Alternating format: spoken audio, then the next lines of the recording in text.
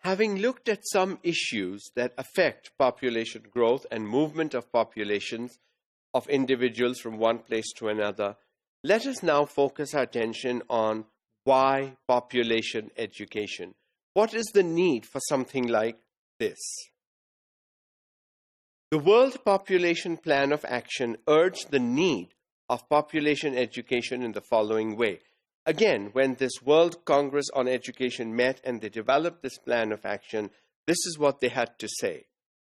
Educational institutions in all countries should be encouraged to expand their curricula to include a study of population dynamics and policies including, where appropriate, family life, responsible parenthood, and relation of population dynamics to socioeconomic development and to international relations. In other words, the education department and the curriculum development people will need to look at curricula and see where we can include this.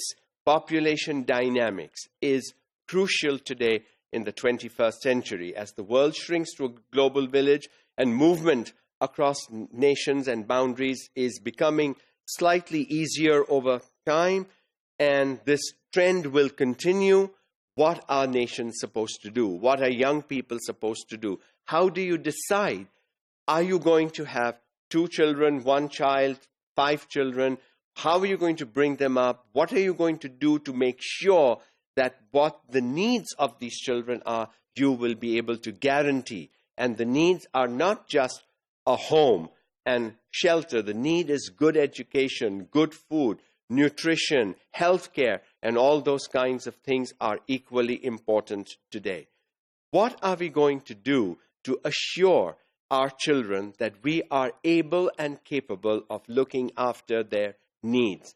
No better group than young people in our classrooms to learn to understand population dynamics, because honestly, they are the ones who will have to live with the consequences of population movement and population growth. Programs of population education can contribute to solve either the population or the educational problems faced by individuals and nations.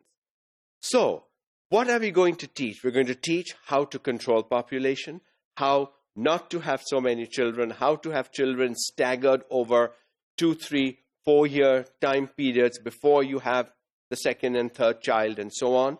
That's one. But the other aspect is educational.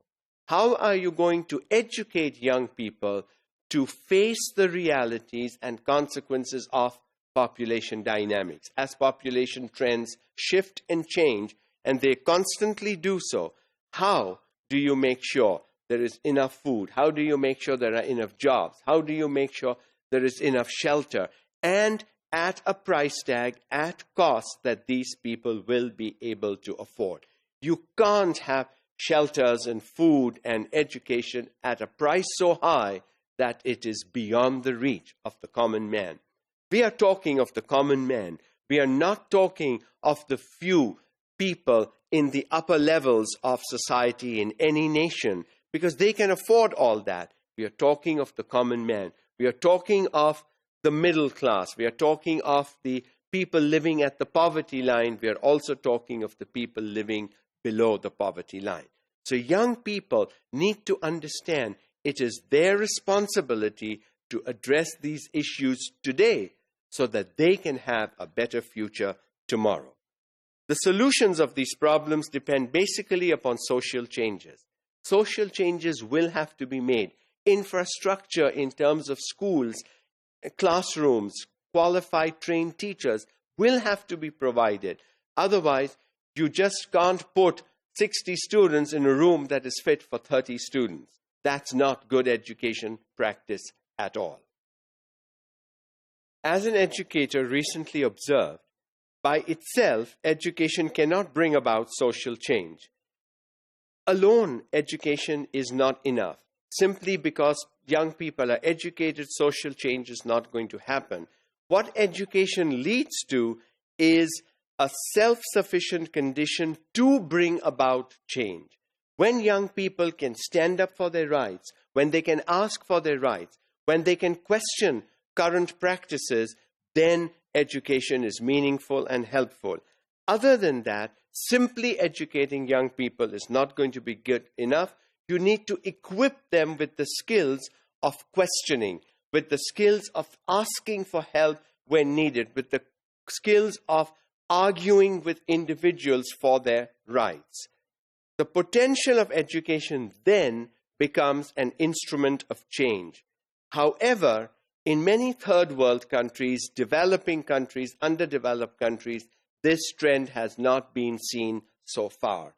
It is absolutely essential that we make sure that young individuals, young people in our classrooms today, are given those skills, and we give them enough practice with those skills that will help them stand up for what they believe is true and correct. A number of issues have been debated among population educators over the years. Many of these issues are not unique to population education, but are shared in varying degrees by educators in other areas. As we saw earlier in the start, where we talked about social factors, we talked about economics, we talked about religion, all these things are taught.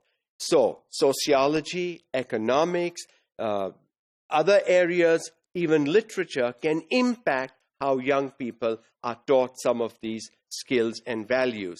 And as long as us educators continue to focus on all these areas, population education or population studies is not a discipline on its own.